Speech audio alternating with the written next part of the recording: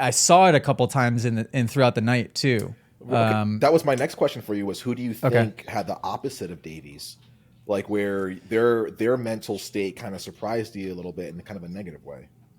Well, there was a couple of guys in kind of like bubble moments of, Mm. and you will have better recall than I would. I don't know if it was the heat race. I want to say it was one of the heat races where somebody got block passed in the last turn in the 250 Hmm. heat.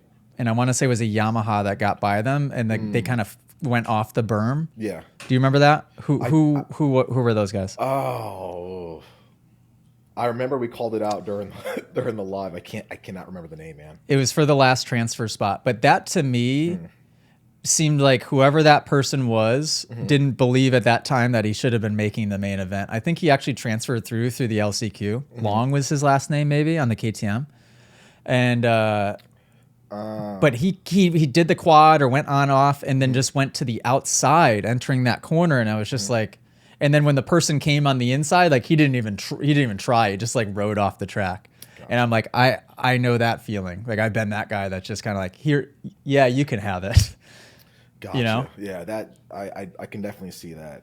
Plus, I mean, you But touched on that a little he bit made it too. through the LCQ after that. So shout Yeah. out. So still, hey, anyone that makes it, it's like, yo, dude, it's crazy.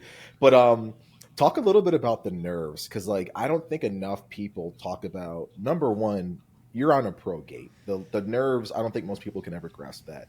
But when it's A1, what we've all watched as kids and stuff like that, like how do the nerves compare between that and like your, traditional like buds or red bud or something? Like is there a difference? Well, I think at least speaking from my experience, it always felt like on the verge of desperation because it was like Mm, that very race, that very moto, me sitting on that gate felt like it was do or die. hmm. If I don't do it right here in this race, like my life is blown up, my world is blown up. Yeah. Like Yeah. it always felt in that way where maybe that's where it's hard for people to comprehend. I think everybody gets nervous for gate drops and Yeah. races in Hmm. their own way on Hmm. any level, local level, pro level, all of it. And it's not like being in a stadium with the lights and the fans. You don't notice. I don't notice that. Yeah. I never noticed that. Hmm. But it just more felt like the the desperation of just like needing to do well Perform. enough to perform, to keep going, Yeah. to get to the next race, to make enough money, to make the team happy, whatever my scenario was at that moment. Hmm. So really not a good feeling. The headspace I was in most of my career, like sitting on the line, felt like I didn't know if I was going to crap my pants or throw up. Yeah.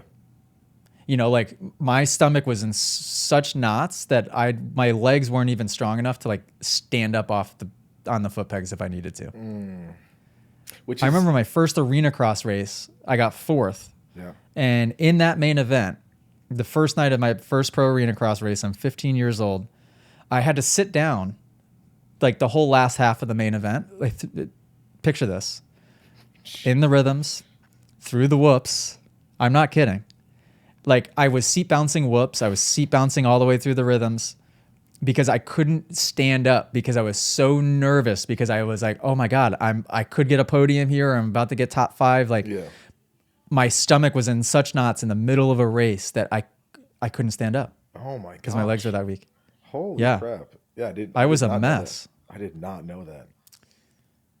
I was a I'm sure mess. Tony Cat left you sitting down half the time. Oh, Tony Cat, shout out. Well, what took me a little while to get on here is he was visiting Millie. So Oh, really? He might be upstairs as we speak. Okay. Yeah, but so my reality went from that of like basically winning every single time I ever lined up at a local race, right? Mm-hmm. That became the norm of like, I better not lose, Mm-hmm. to then at amateur nationals, like, I guess accepting my place of where I kind of would land, but it was still up there enough to be Yeah. good enough. Top 5. Right. Yeah. Yeah. And then when I turned pro, I guess there was nowhere to shoot for. I didn't have anywhere to shoot for. And I just felt this like crazy nervous energy of like, I don't know. I didn't have any real direction. Yeah.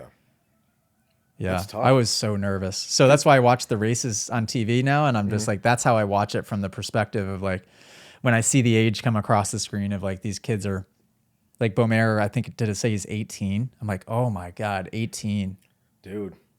He didn't ride like an 18-year-old though. He rode really good. No. And you know what I liked about him? Kenny talked about this. He's like, he doesn't let his highs get too high or his lows get too low. Beaumer didn't really let like the holy crap, I just got second and I was fastest qualifying. Like he didn't let that get to him. He was like, hey, I know I should be here hunting for titles and wins. I know how much work I put in. I know how much, my team puts in. I know how talented I am. I want to go out there and get the job done. I was like, that is some grown man ass confidence. That is 450, my 7th year in this class kind of confidence. I just got off a boot camp with Alden Baker. That's what that sounded like. So yeah, I was you really can impressed. usually read through like when you see the podium interview. Yep. Like you could read through if it's like the stupid, annoying kind of scripted version of like they're just saying what they think they should say versus like somebody that's like locked in. He was 10 toes down. He was like, listen, he's like, you can try to take this win from me if you want to, but I'm going to square up. He believed every bit of his, of where he just felt like he belonged. So, and that's kind of refreshing, man. That was really cool to see. If you guys enjoyed this podcast clip and you want to listen to full episodes, you can do so on Spotify and Apple Music. If you want to send in your own video submission, you can join us in the Moto Academy family inside of the Moto Academy app by just going to themotoacademy.com. That's also where you can sign up for a class. Okay, guys, see you next episode.